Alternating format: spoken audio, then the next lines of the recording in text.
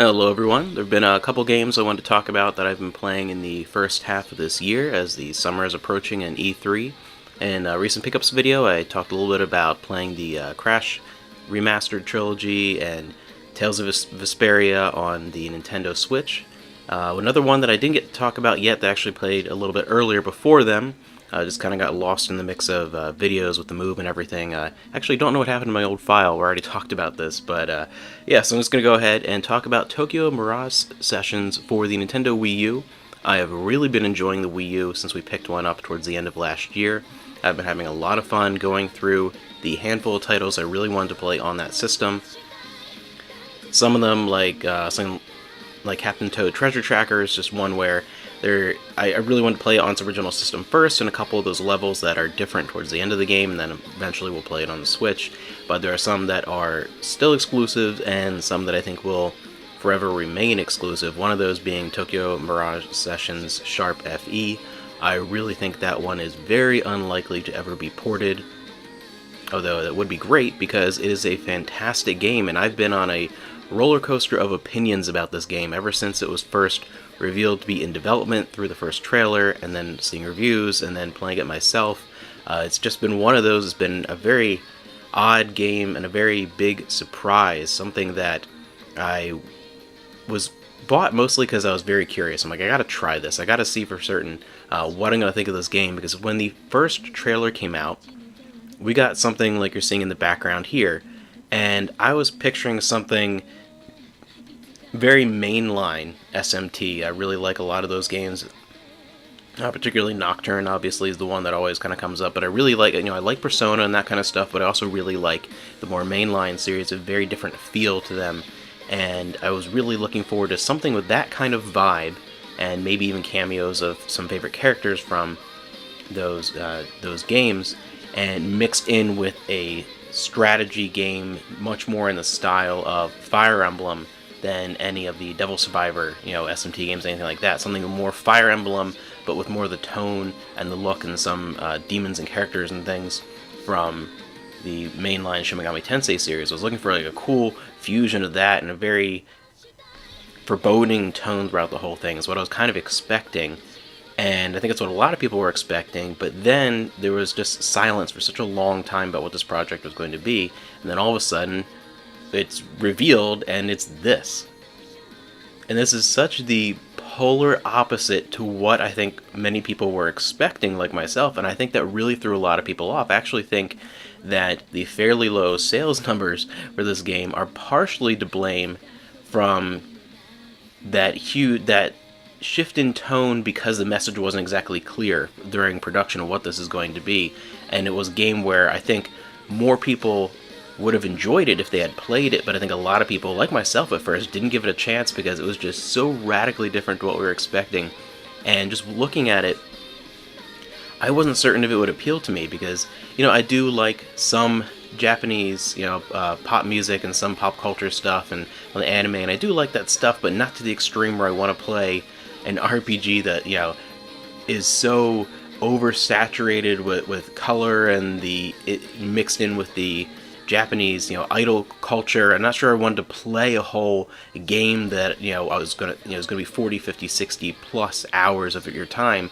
I just wasn't sure if that was going to interest me, and I, only have so much time to play so many games. I was like, I don't know if maybe I'll just wait and get, Persona 5 when that comes out at the time. That's been out now, but I was just like, I don't know, maybe that's one I'll pick up on sale and check it out. But I was just I wasn't interested enough to go in and buy it right away, type of thing. And it just completely threw me off. It was not what I expected at all. And then some time passed, and I kept hearing from people who were big fans of Persona in particular, whether or not they were fans of Fire Emblem or Shin Megami Tensei, the more mainline games, people that were more of the Persona 3, 4, 5, that type of thing, fans were saying, you gotta check this out, it's amazing, it's like practically a Persona game, it's really great. And I just kept hearing that, and I'm like, well, I really do like Persona 3 and 4, and I really want to maybe check that out. Maybe it'll be better than I was expecting. And I tried it, and yeah, it is amazing. And I will tell you that if there are definitely some differences. It is some of the Fire Emblem influences and a lot of the mainline SMT influences, but it is a game that there's so much that will be familiar to a fan of more modern Persona games, like 3, 4, and 5, that if you're a fan of those games, you have a Wii U or access to a Wii U and you've not played this, check it out because you're going to like it. If you like Persona 3, 4, and 5, you're going to like this game. It is fantastic. It really feels like you change a few elements in it and it could belong in that. And I really think, you know, even though it sounds ridiculous, if this had been renamed like Persona Idol Squad or something, you know, like something to do still with like the idol culture and things like that, I think the name also threw people off because it really was, in many ways, in the initial teaser of the concept and name and everything are appealing to audiences that might not be as on board as someone who's more of a Persona fan, because it just feels so much like that. It really, the whole way through, from beginning to end, there was some stuff that, of course, reminded me of those franchises that are the title franchises, but it really, more than anything, just reminded me of a Persona game.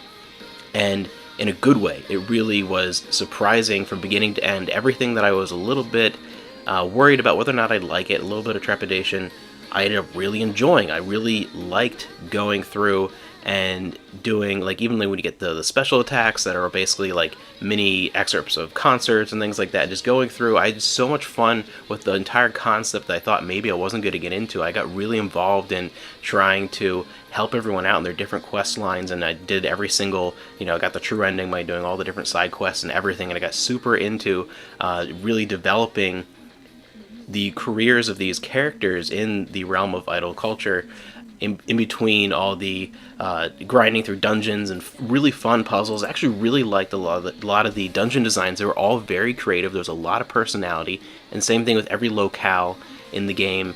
It was really this fun, exuberant version of a lot of real-life locations that was very imaginative, the way it all came together and the way everything looked. And I was really into the characters, and I really thought a lot of them were going to be just kind of flat cliches, but they really weren't. They actually grew on me over the course of the game. It was something where every little part of it, from the combat to the music, the menu structure, everything about it, I really enjoyed. It made good use of the Wii U, like with the tablet and everything. I just really enjoyed everything about this game from beginning to end. It was really a big shock for me that I really got involved.